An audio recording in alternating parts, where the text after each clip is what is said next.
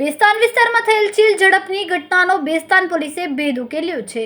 Moped પર આવી ચીલ ઝડપ કરનાર 2 આરોપીઓને પોલીસે ઝડપી પાડ્યા. આરોપીઓએ રિક્ષામાં બેસેલી મહિલાનો પાકીટ ઝૂંટવીને ફરાર થયા. ઘટનાને લઈને બેસ્તાન પોલીસ સ્ટેશનમાં ફરિયાદ નોંધાઈ, જેના આધારે પોલીસે તપાસ શરૂ કરી. સતત તપાસ અને ટેકનિકલ સર્વેલન્સના આધારે બંને આરોપીને ઝડપી પાડવામાં સફળતા મળી. પોલીસે આરોપીઓ પાસેથી ગુનામાં ઉપયોગમાં લેવાયેલ મોપેડ અને ચોરાયેલ મુદ્દામાલ કબજે લઈને આગળની કાર્યવાહી હાથ ધરી.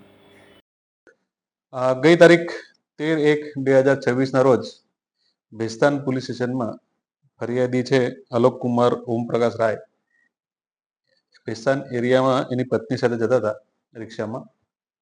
ત્યારે 2 મોપેડ પર આવેલા અજાણ્યા ઈસમોએ ફરિયાદીની પત્નીનું પર્સ છીનવી ચોરી કરેલી.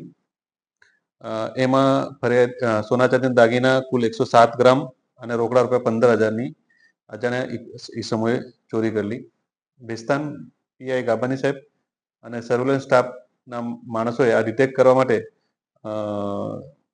ટેકનિકલ સર્વેલન્સ તથા હ્યુમન સર્વેલન્સથી 2 રીઢા આરોપીઓ મોઇન ઉર્ફે બોબડો સરવરકાર પઠાણ તથા ખાલિદ ઉર્ફે ભાંજા સાજિદ સૈયદની ધરપકડ કરેલી છે અને આ ગુનો ડિટેક્ટ કરેલ છે.